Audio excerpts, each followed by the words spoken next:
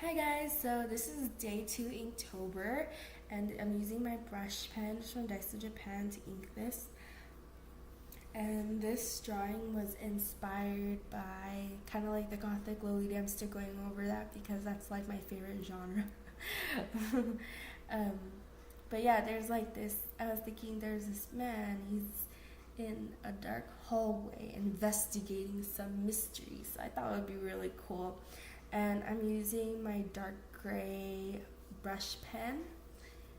And I say it's dark gray not because of the color, but because, like, not the color of the ink, but the color of the barrel is like a dark gray. Because I also have another one that has a light gray barrel, so I call it dark gray, light gray.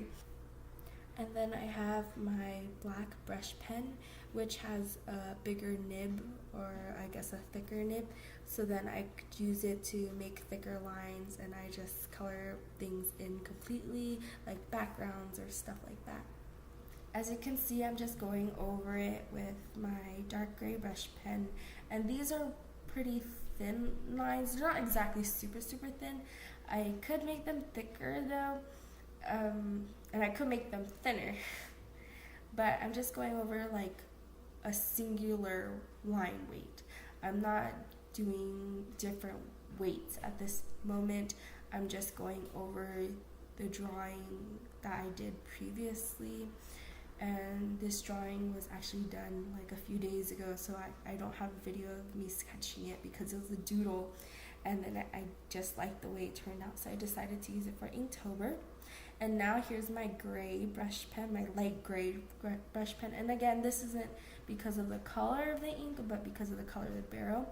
And I'm using this light gray brush pen to add some line weight and make my drawing a little bit more interesting. So you could see that there's some shadows in some areas, it's thicker. And what's really good if you want to add line weight is to kind of add the line weight to the shadows, because that's where the lines would be thickest. And I'm pretty sure you can hear like doors and windows and stuff. It's because I live in an apartment, so there's like neighbors that move things around.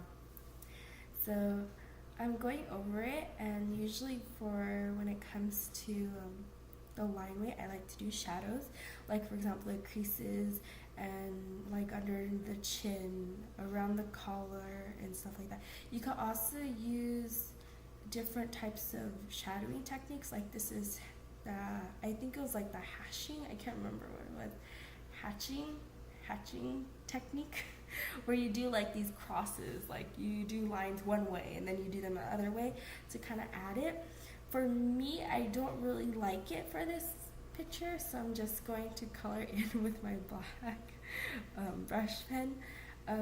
The hatching technique is really cool, especially if you wanted to add some texture interest. I used to do the hatching technique for my roses, and it turns out pretty cool. I'm not sure if I'm going to show you that in maybe my next video, or I don't think I'll do it as an Inktober. I'll probably do it as just like a filler video when I get the time. I remember where all my like old notes and stuff are. But yeah, this is my Inktober video, and thank you for watching, you guys. Let me know what you think in the comments, or like my page, and see you next time.